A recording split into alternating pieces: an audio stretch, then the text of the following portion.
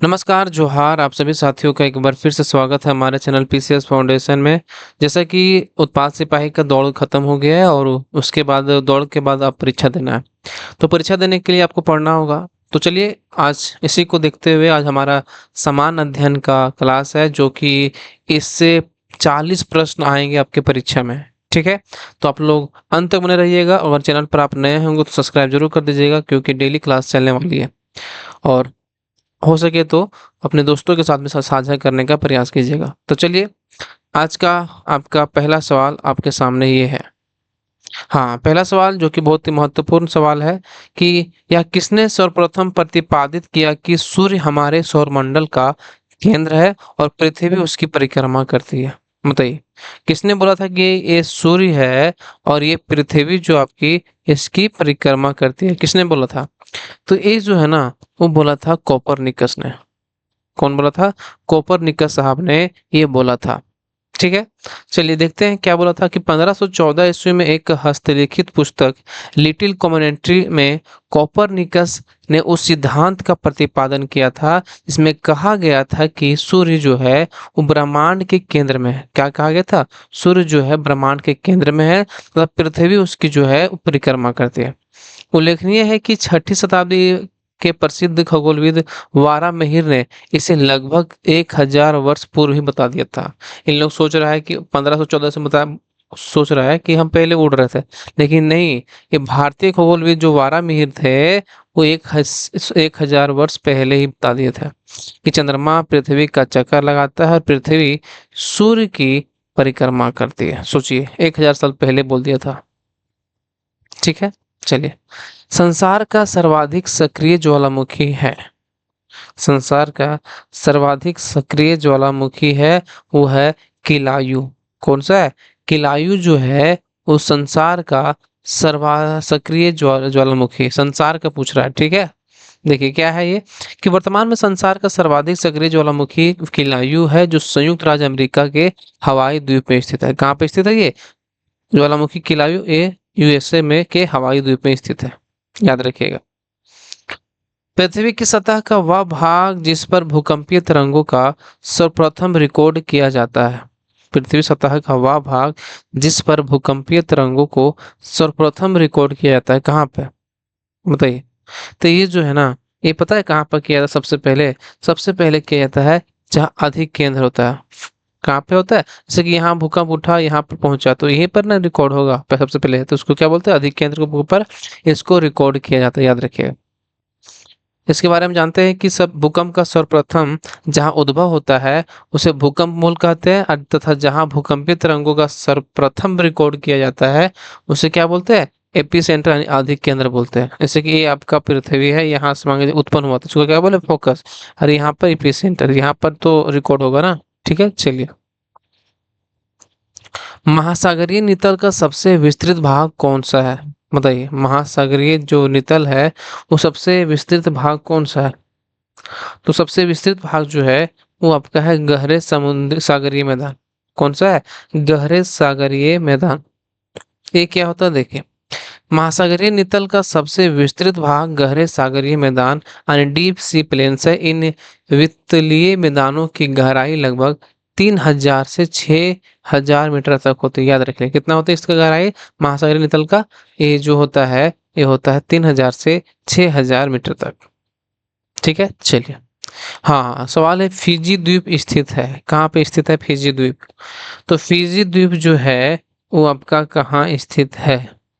तो फिजी द्वीप स्थित है आपका प्रशांत महासागर में। कहाँ पे स्थित है ये फिजी द्वीप? प्रशांत महासागर में, महासागर में स्थित है। इसके बारे में जानते हैं कि फिजी दक्षिण प्रशांत महासागर का एक द्वीपीय राष्ट्र है। जो फिजी है ना, दक्षिण प्रशांत महासागर का क्या है? द्वीपीय राष्ट्र है। यह वनुआतु के पूर्व, टोंगा के पश्चिम, कहाँ पर है? टोंगा के पश्चिम तथा तुवालू के दक्षिण में यह स्थित है। कौन सा? आपका फिजी द्वीप। अगला सवाल देख लीजिए। लघु हिमालय स्थित है मध्य में। किसके मध्य में स्थित है आपका लघु हिमालय? तो मध्य हिमालय की अगर हम बात करें तो कहाँ पे स्थित है ये मध्य में जो लघु हिमालय है ये है शिवालिक और महान हिमालय के बीच में। जैसे कि ये शिवालिक हो गया आपका हिमालय और ये हो गया आपका कौन सा लघु हिमालय और ये महान हिमालय। ठीक है, ये आपका बीच वाला जो होता है ये कौन सा होता है, लघु हिमालय।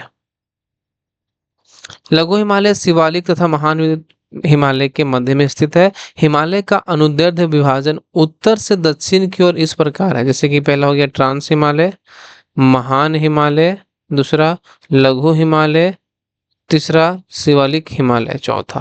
पहला कौन है, ट्रांस, उसके बाद महान, उसके बाद लघु, उसके बाद शिवालिक। इंटरट्रॉपिकल कन्वर्जेंस जोन यानी कि ITCZ एक निम्न वायु दाब पेटी है। यहाँ पर क्या है पता है ना, ITCZ जिसको बोलते हैं ना, जैसे कि दो हवाएं, विपरीत हवाएं जो है इधर से आई, इधर से आई, इधर से आई और इधर से आई, आगे इधर से जाके ये जो होता है ये मतलब यहाँ पर निम्न दाब का क्षेत्र बनाती है। तो ये जो है ना, ये क्षेत्र जो मतलब जहाँ हवा मिलती है और उसको क्या बोलते हैं पता है, इंटरट्रॉपिकल कन्वर्जेंस जोन बोलते हैं।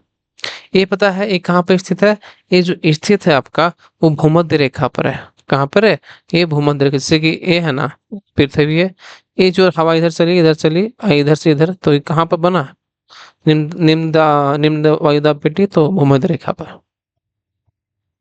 इंटरट्रॉपिकल कन्वर्जेंस जोन्स अंतः उष्णकटिबंधीय अभिसरण क्षेत्र विषुवतीय अक्षांशों के विस्तृत एवं गर्त एवं निम्न दाब का क्षेत्र होता है। यहीं पर उत्तर पूर्वी एवं दक्षिण पूर्वी व्यापारिक पवनें आपस में मिलती है और यह अभिसरण क्षेत्र विषुवत वृत्त या भूमध्य रेखा के लगभग समानांतर। कहाँ पर होती है, भूमध्य रेखा के समानांतर यहाँ पर। लेकिन सूर्य की आभासी गति के साथ साथ यह उत्तर या दक्षिण की ओर खिसकता है, अतः जो हमारा भूमध्य रेखा है ये आपका सही ऑप्शन हो जाएगा। ठीक है, चलिए। गंगा के निचले मैदान की यह विशेषता है कि यहाँ वर्ष भर जलवायु उच्च तापमान के साथ आर्द्र बनी रहती है। इस क्षेत्र के लिए निम्नलिखित फसलों के युग्मों में से कौन सा युग्म सबसे उपयुक्त है, बताइए। गंगा के निचले मैदानों की यह विशेषता है कि यहाँ वर्ष भर जलवायु उच्च तापमान के साथ आर्द्र बनी रहती है। इस क्षेत्र के लिए निम्नलिखित फसलों के युग्मों को कौन सा युग्म सबसे उपयुक्त है, तो बताइए। तो सबसे उपयुक्त की बात कर रहा है तो हो जाएगा धान और जूट। कहाँ के लिए, ये कहाँ पे, गंगा के निचले मैदानों के, जो कि धान और जूट के लिए बहुत ही महत्वपूर्ण है। गंगा के निचले मैदानों में जलवायु उच्च तापमान के साथ आर्द्रता रहती है। क्या तो यहाँ पर जो है ना, ये तापमान के साथ यहाँ पर आर्द्रता भी रहता है। इस प्रकार के जलवायु क्षेत्रों के लिए धान और जूट जो है फसलें सर्वाधिक उपयुक्त है। ठीक है, चलिए। दुम्मटी इसको लोम बोलते हैं। मिट्टी में मिट्टी का कौन सा कण मिलता है, दोमट मिट्टी में जो होता है, दोमट जिसको लोम बोलते हैं, तो मिट्टी में कौन सा कण मिलता है, बताइए। तो इसमें जो कण मिलता है आपका, वो सभी प्रकार के कण मिलते हैं। किसी के बालू के कण भी, चिकना कण भी, पांसु कण भी, यानी सभी प्रकार के इसमें कण मिलते हैं, याद रखिएगा। कौन सा मिट्टी, दोमट मिट्टी। दोमट मिट्टी जिसको लोम सोइल में 40% जो बालू है, बालू के कण, 40% मृतिका जिसको क्ले बोलते हैं, कण है जिसमें है 20%, गाद कण पाए जाते हैं, अतः विकल्प डी ऐसा ही हो जाएगा। निम्नलिखित भाषाओं में से कौन सी एक एक ऑस्ट्रिक समूह की है, मराठी, लद्दाखी, खासी, तमिल, बताइए। निम्नलिखित भाषाओं में से कौन सी एक ऑस्ट्रिक समूह की है, तो ऑस्ट्रिक समूह की जो भाषा है वो आपका है खासी। कौन सा है, खासी है। क्या होता है कि ऑस्ट्रिक समूह जिसको ऑस्ट्रिक ऑस्ट्रो एशियाटिक की भाषाएं, खासी होगी आपका, संथाली झारखंड में बोला जाता है, मुंडारी, भूमिज आदि है, या भारतीय जनजातियों के द्वारा बोली जाने वाली भाषा है, याद रखिएगा। सवाल है कि केंद्र में द्वैत शासन किस अधिनियम के अंतर्गत स्थापित किया गया, केंद्र में द्वैत शासन किस अधिनियम के अंतर्गत स्थापित किया गया, तो केंद्र में जो है इस स्थापित किया गया था भारत सरकार अधिनियम के तहत जो है ये क्या किया गया था, द्वैत शासन स्थापित किया गया था। ठीक है, देखिए यहाँ पे भारत सरकार अधिनियम 1935 के अंतर्गत द्वैत शासन एक नए अखिल भारतीय संघ की स्थापना तथा प्रांतों में द्वैत शासन व्यवस्था को समाप्त करने का प्रावधान किया गया। प्रांतों में द्वैध शासन का उपबंध जो है 1919 के अधिनियम द्वारा किया गया था। केंद्र में द्वैध शासन के तहत संघीय विषयों को दो भागों में बांटा गया, जैसे कि आरक्षित इसको एक रिजर्व बोलते हैं, और हस्तांतरित विषय जिसको ट्रांसफर्ड सब्जेक्ट बोलते हैं, ये दो चीजों में बांटा गया था। ठीक है, चलिए। संविधान सभा के प्रथम मनोनीत उपसभापति कौन थे? बताइए, संविधान सभा के प्रथम मनोनीत उपसभापति कौन थे? तो उपसभापति पूछेगा ना, तो ये थे फ्रैंक एंथोनी। क्या संविधान सभा के प्रथम मनोनीत उपसभापति, याद रखिए, सभापति नहीं, उपसभापति जो थे वो फ्रैंक एंथोनी थे। संविधान सभा के प्रथम अस्थायी उपसभापति उपाध्यक्ष फ्रैंक एंथोनी थे, जिन्हें 9 दिसंबर 1946 को अस्थायी सभापति या अध्यक्ष सच्चिदानंद सिन्हा द्वारा मनोनीत किया गया था। किसके द्वारा मनोनीत किया गया था? तो ये सच्चिदानंद जो थे उस समय के अस्थायी अध्यक्ष जो थे, इनके द्वारा मनोनीत किया गया था। किनको? फ्रैंक एंथोनी को। एच.सी. मुखर्जी संविधान सभा के पहले अस्थायी उपाध्यक्ष थे। एच.सी. मुखर्जी तो जो थे वो संविधान सभा के पहले अस्थायी उपाध्यक्ष थे। कौन थे? याद रखिएगा। सवाल है कि निम्नलिखित में से कौन एक सुमेलित नहीं है? बताइए, इसमें पूछा है कौन सुमेलित नहीं है। ये सवाल बता, नागरिकता का प्रावधान जो है ना वो संविधान के भाग 2 में है। क्या सही है? बिल्कुल सही है कि नागरिकता का प्रावधान संविधान के भाग 2 में है। इसी प्रकार मौलिक अधिकार जो है संविधान का भाग 3 में है। ये याद होना चाहिए सभी को। ठीक है, अब मौलिक कर्तव्य की बात करें ना, ये आपका संविधान के जो है ये गलत है। कैसे गलत है आपको बताते हैं। ये आपका 6 के ए में नहीं है, बल्कि 4 के ए में है। कंफ्यूजन नहीं जाइएगा, ठीक है, याद रखिएगा। ये मौलिक कर्तव्य का ये गलत है। संविधान के भाग 6 में क्या है बताइए? ये हो गया आपका, याद रखिएगा। ये जो राज्य है ना संविधान का भाग 6 में है, लेकिन मौलिक कर्तव्य की अगर बात करता तो 4 के ए में यहाँ पे 6 लिख दिया, इसी कारण ये गलत हो गया। ठीक है, ये होगा आंसर। मौलिक कर्तव्यों का समावेश भारतीय संविधान के भाग 4 के ए में है, अंतर्गत किया गया है, अतः तीनों जो है सम्मिलित है। भारतीय संविधान की प्रस्तावना को भारत को किस रूप में घोषित किया गया है? भारतीय संविधान की प्रस्तावना में भारत को किस रूप में घोषित किया गया है?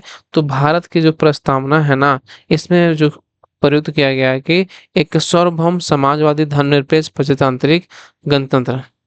ठीक है, याद रखिएगा क्या बोला गया? हम एक सार्वभौम समाजवादी धर्मनिरपेक्ष प्रजातांत्रिक गणतंत्र है इसके। ठीक है, इसको क्या बोलते हैं? प्रभुत्व संपन्न, संपूर्ण ये प्रभुत्व संपन्न। यहाँ पर देखिए, भारतीय संविधान की प्रस्तावना में एक सार्वभौम यानी कि सार्वभौम जिसका अर्थ होता है संपूर्ण प्रभुत्व संपन्न। सार्वभौम का अर्थ क्या होता है? संपूर्ण प्रभुत्व संपन्न समाजवादी पंथ निरपेक्ष लोकतंत्रात्मक गणराज्य के रूप में घोषित किया गया है। उल्लेखनीय है कि भारतीय संविधान में पंथ निरपेक्ष और लोकतंत्रात्मक शब्द का उल्लेख किया गया है, ना कि धर्मनिरपेक्ष और प्रजातांत्रिक का। ठीक है, याद रखिएगा।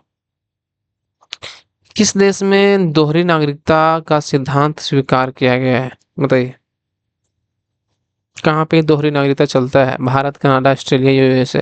तो यूएसए में जो है ना ये दोहरी नागरिकता स्वीकार किया गया। कैसे? जैसे कि ये आपका अमेरिका है, ठीक है, तो अमेरिका का एक अलग नागरिकता होगा, लेकिन उसका जो स्टेट होंगे उसका फिर अलग नागरिकता होगा। इसको क्या बोलते हैं? दोहरी नागरिकता। भारत में देखिए एक बस भारत का नागरिक होना चाहिए। दोहरी नागरिकता का सिद्धांत संयुक्त राज्य अमेरिका के स्वीकार किया गया। यहाँ प्रत्येक नागरिक दोहरी नागरिकता का प्राप्त करता है। प्रथम संयुक्त राज्य अमेरिका की और दूसरी और उस राज्य की जहां वह निवास करता है। इसके विपरीत भारत में एकल नागरिकता की व्यवस्था है। ठीक है, चलिए। भारत के संविधान का कौन सा अनुच्छेद अपनी पसंद के व्यक्ति से विवाह करने की किसी व्यक्ति के अधिकार को संरक्षण देता है? बताइए, भारत के संविधान का कौन सा अनुच्छेद है जो अपनी पसंद के व्यक्ति से विवाह करने की किसी व्यक्ति का अधिकार को संरक्षण देता है? तो अपना पसंद का जो है ना आप शादी कर सकते हैं, ये कर सकते हैं अनुच्छेद 21 के तहत। इसमें अपना जो है जीवन जी कैसे जीना। अनुच्छेद 21 मतलब शांति, अपने हिसाब से अब कहाना नहीं होना चाहिए मौलिक अधिकार। 17 मार्च 2018 को गैर सरकारी संगठन शक्ति वाहिनी बनाम भारत संघवाद में उच्चतम न्यायालय ने जीवन साथी चुनने के अधिकार को मूल अधिकार मानते हुए इस अनुच्छेद 21 में निहित माना है। ठीक है, चलिए। लोकसभा उपाध्यक्ष, जिसको क्या बोलते हैं, स्पीकर, अपने कास्टिंग वोट का प्रयोग केवल करते हैं। लोकसभा उपाध्यक्ष अध्यक्ष जो है वो अपने कास्टिंग वोट का प्रयोग जो है केवल करते हैं। किसमें करते हैं कास्टिंग वोट का प्रयोग? तो ये करते हैं जब वोट बराबर होने के नाते टाई हो तो क्या करेंगे, जैसे कि इधर भी 10 इधर भी 10 तो हो, किधर भी आप अपना समर्थन दे देंगे उसी का ये अब पार्टी हो जाएगा।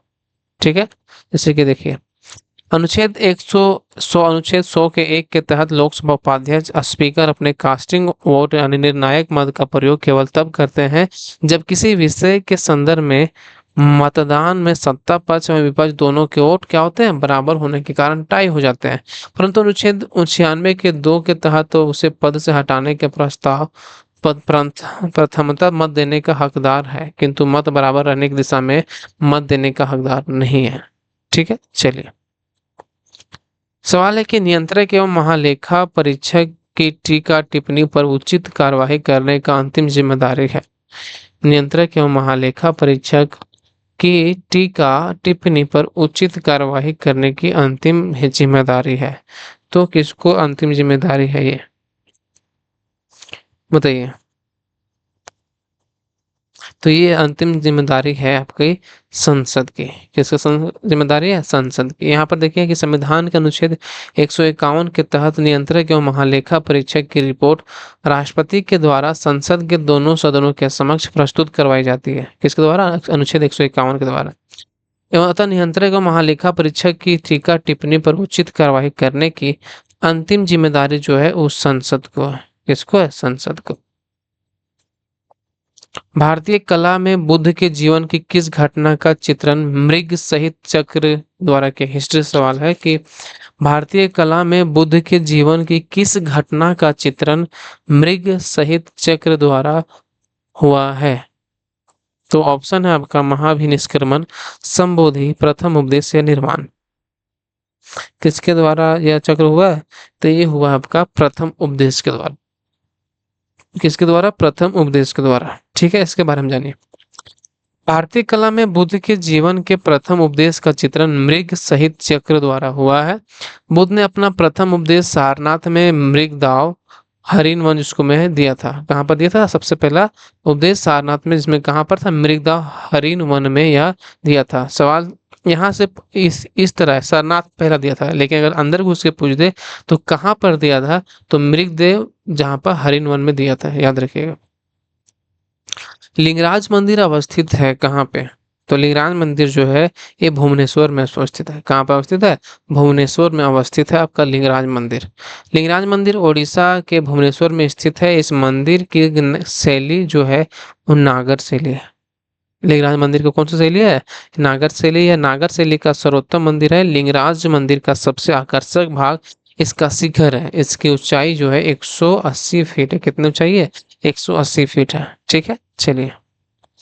निम्नलिखित में से कौन सी अकादमी भारत में नृत्य, नाटक तथा संगीत के विकास को प्रोत्साहन देने के लिए उत्तरदायी है? बताइए, निम्नलिखित में से कौन सी अकादमी भारत में नृत्य, नाटक तथा संगीत के विकास को प्रोत्साहन देने के लिए उत्तरदायी है? बताइए।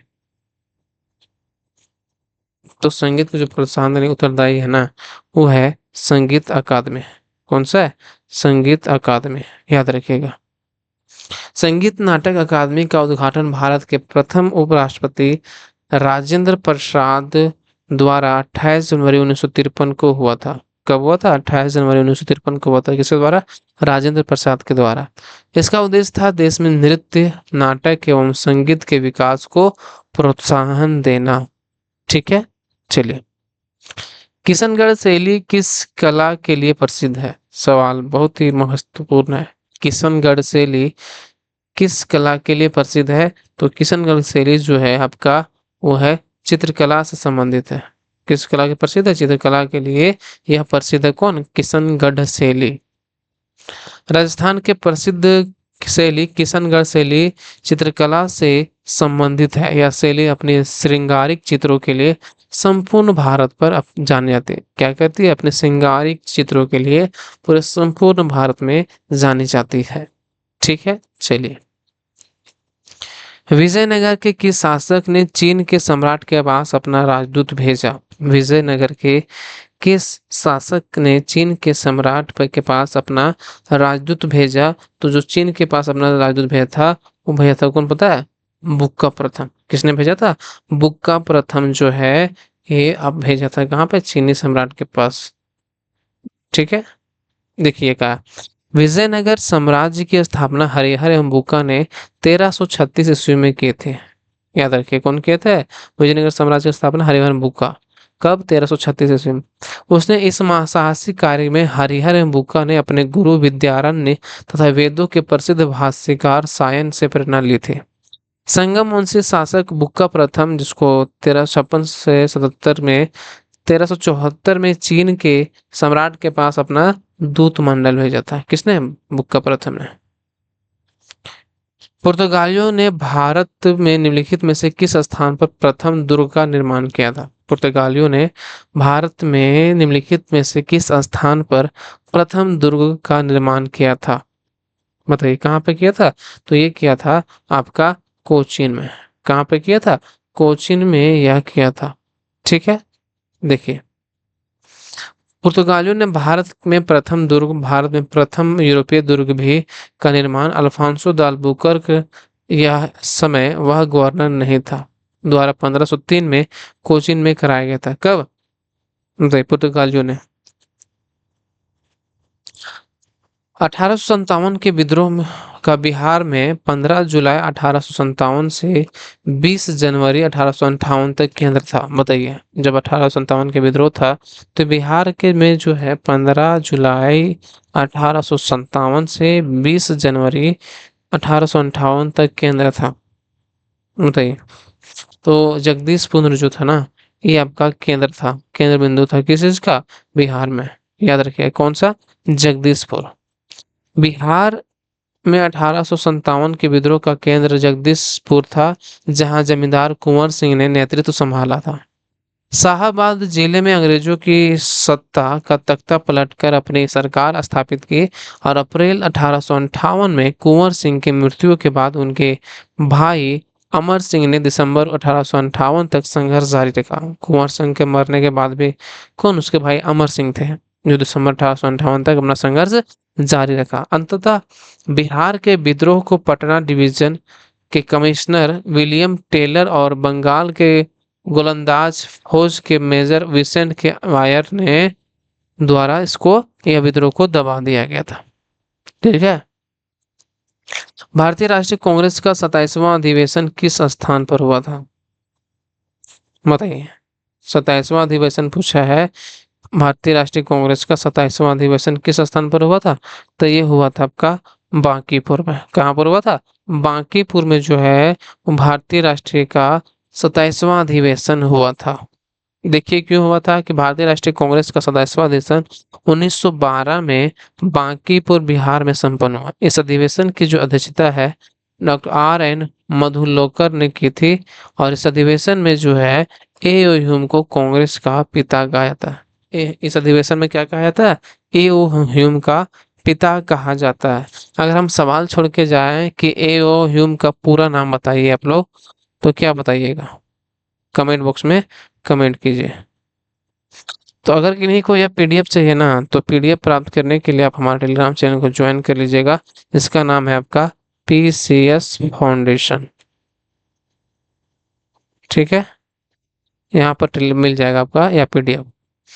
तो चलिए, आज के सवाल यहीं पे समाप्त हुए। अगर वीडियो अच्छा लगेगा तो लाइक जरूर कर दीजिएगा, अपने दोस्तों के साथ भी साझा कर दीजिएगा, क्योंकि आज पहला क्लास था और इसमें हम सब कुछ कराने वाले हैं। आपके झारखंड GK भी, साइंस भी, आपका मैथ भी करा देंगे और आपका जनरल स्टडी यानी समान अध्ययन भी करा देंगे। ठीक है, तो चैनल को सब्सक्राइब कर लीजिएगा।